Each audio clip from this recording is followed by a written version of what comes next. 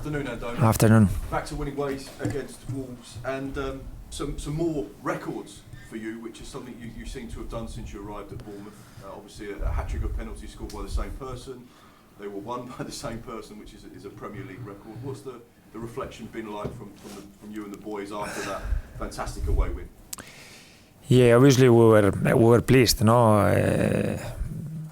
Because I think the performance was really good. I think we started with a very, very high rhythm, and we keep the game is never under control, especially playing against a team that has so much offensive power, but in the way we wanted, no? And I'm happy for Justin that he scored a hat-trick, but happy because a lot of players had good performances. Also, some things to improve that we've been analyzing quickly, because now in this period you don't have time to review a lot, and you are more focused in the game ahead. But I think it was a game that we needed to win. Yes. What's the Bournemouth team news ahead of the game with Tottenham on Thursday? Have you got any concerns, worries, or players coming back? I think it's going to be very similar to the squad we had. Obviously, we recover Antoine from the suspension, and then we have Lou, one or two players that played the other day that finished tired. We have to also consider that we play in a very short space an important game Sunday away against Ipswich, and we'll have 2-3 situations that we'll have to take decisions, but I hope they all can play, and we can have even more players available than the ones we had the other day. Yes. So Lewis Cook, is he a doubt, or is he just tired? No, I think he's gonna train today. He's gonna train, and we'll see. We don't want to rush him also, because now we have a period where we are playing a lot of games every 3-4 games. So we also have to consider how the ones that played started the other day are to go again Sunday, and we will take decisions according to these things. Up next, Spurs. Obviously, your record against the bigger sides in the Premier League at the Vitality has been great recently with victories against Man City and Arsenal. So does this type of a game and this type of an opponent suit the way you've been playing recently? No, I wouldn't say so. I think Spurs are different team from the ones we played. I think stats-wise their stats are amazing. They are the top scorers in the competition, and they are not conceding. I think just 3 teams concede more than them. They have so many threats, especially offensively. They are very good on the press. They are very good on possession. So I think it's going to be very difficult. I think past season we played, especially the second game, the away game, very well, and even playing very well, they beat us 3-1. I finished very happy with the performance. It's this kind of games where you have to be very good and probably better in the boxes than them, and it's always difficult because they have very high quality there, and I think they are a very good team. I enjoy watching them. They are very offensive, the way they play, very good players, and I think we will need to be at our very best, like we've been, like you said, in some of the games we've been here, and also be better inside the boxes. Yes. You talk about their qualities and how good they are and how difficult they are to come up against, but they've only won once in their last 5 matches in all competitions. So can you understand, based on your analysis, of why they've not picked up results, and perhaps why Ange Postecoglou is under pressure? Can you understand that?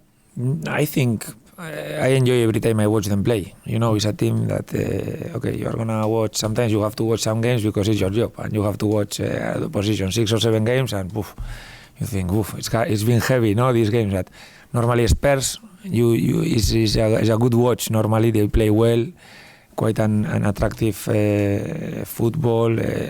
I think the margins in the standings are 2 points, 1 point, 3 points. It's a matter of winning one game and everything looks much better. You lose one game and it's a disaster. I think they are very close to I don't know exactly the points, but from the second, third team in the standings, they are nothing, 4 or 5 points, not more. It's very, very small margins right now, and I think they are playing well. Every time now that I have to analyze them to play against them, I know it's going to be very, very difficult. You may come up against a familiar player in Dominic Solanke.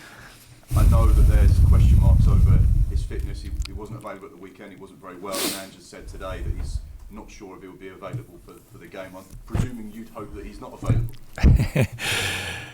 I prefer that he doesn't come, obviously, and he doesn't play against us. But we have prepared the game thinking that he's going to play. And I think he's a very important player for them.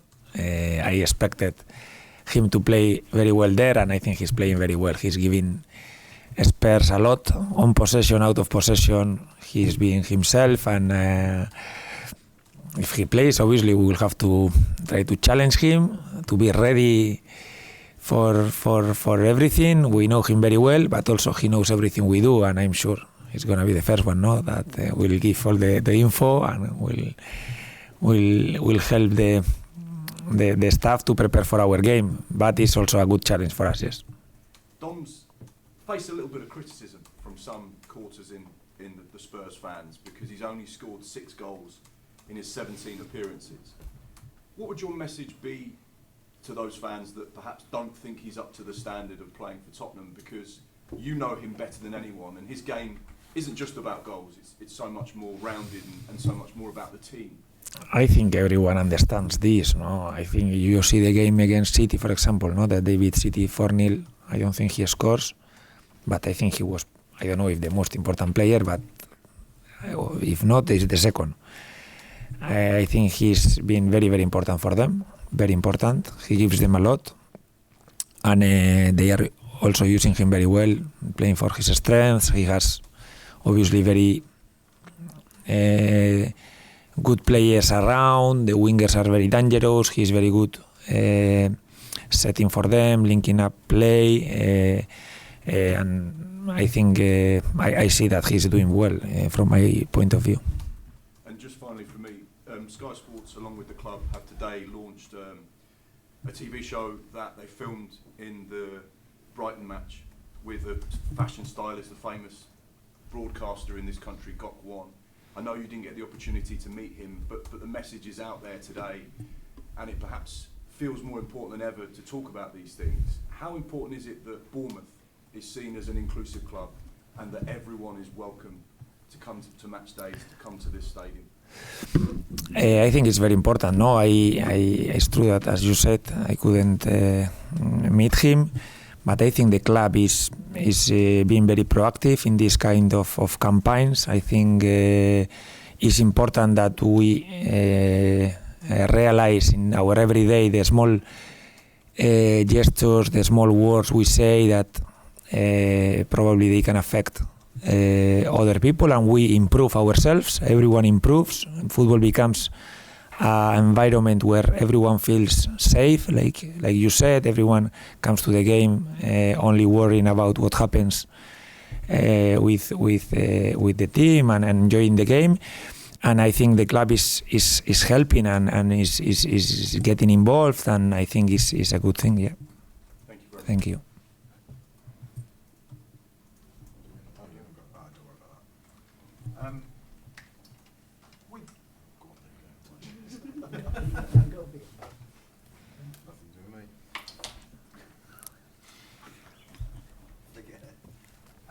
We often think teams playing in Europe are at a disadvantage, having to play 3 times in 8 days.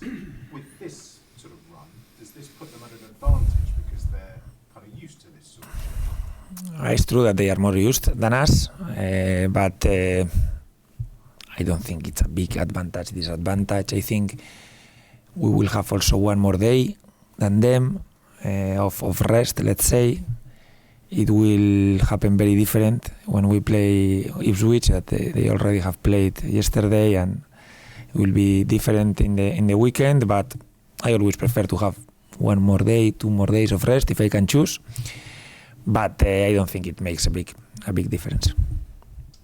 In terms of, you mentioned Tottenham's high pressing, and I think the way you play is so successful, winning the ball back high up. Are Spurs the best at that at this point? They are very, very good. I don't know if they are the best, but it's a team probably with Liverpool, and that probably puts a higher rhythm into the games. So for us, what it's an advantage against a lot of teams, probably is not such an advantage against other teams, because if the game opens, we are normally very happy that we can run and open a little bit the game. Against the Spurs, they are very used to this, so probably we don't have this advantage. So it's a different type of game also that we have to prepare, knowing that the way we play and the way they play, normally the game will finish open in one moment or the other. I may be just asking this as a Tottenham fan, but why are they so inconsistent? I cannot answer to this. Obviously, I cannot answer to this question. No, I think they play very well, and the more I analyze them, the better stats they have. I think it's very early in the season, and they are very close to the teams that are ahead of them. So obviously they are probably also in a season where they are playing in Europe. They are playing every 3-4 days. They didn't have this issue, let's say, in past season, and probably they started like with better results. But for me now, I see them and they are even more solid than they were past season. I think they are dealing also very well with some injuries they've had, and I think they are going to be very, very good this season. I don't know what's going to happen, but I think for us is a very, very difficult opponent. I think we will have to be at the same level we've been against Arsenal, City, or improve what we did the other day against Brighton, especially in the boxes, if we want to have a chance. Mark asked you about Dom. Can you take us back and give us a glimpse behind the curtain? When did you sort of start planning for life without him? I know all of your focus is on the next game, but when does that process start? I think it was all the summer, no? I think when there is a lot of noise about these things, especially last days. I think last 2-3 days before it really happened, it's a situation that the club had to be prepared for, that we wished in that moment it didn't happen. But I think all the summer, I think the club was working, no, in case someone came with the money and the transfer happened, to be the better prepared as possible, knowing that the market changes every day and probably one player that you want is not there anymore and you have to be adapting all the time. But it was not a big surprise, no? You never know what's going to happen, but obviously a player that has scored the goals he scored past season, he's gonna be always in the market, and there is a danger, no, that he leaves, that like it happened at the end. So then when the club come to you and say, okay, we think Dom's going, do they say to you, what are the main attributes you want from his replacement, or do they say, these are the players that we think could replace him the best? No, I think we are in a moment now where the club knows what we need from every position and what we are going to demand to the player playing in a position. But you never find the exact player. This player has this, but probably lacks this. So they have obviously analyzed much better than me, and they. But it's not like the percentage options and I say no, this one from this. No, it doesn't work like this. No, I think the club has previously done a job, and they analyze all the chances, the profile, the market changes. One player that one day is available, next week is not. The market is very difficult. I don't like it. You don't know me already, I think. I don't want to get involved too much, and I try to help and try to analyze from the options that they think are available. Some players you see, and the first sight you don't like or whatever, or you see some things that are difficult to teach, or you say, I don't know, if you have these 5 options, this one probably is the one I wouldn't, but it's difficult. Every position, every market, it's not something that I really enjoy. So last one on this, when you were facing the dome-shaped hole in the summer, did you think it was going to be as smooth as it seems to have worked out, replacing him when Evanilson has come in and filled that? I think it's always difficult to replace someone who obviously has performed so well and has given so much in terms of goals and a lot of things. But I think the club had a plan, let's say, no, and I'm happy because I think Evanilson is playing very well. He's helping the team to play well, and I hope he can continue, no, in the line that he has been playing the last games.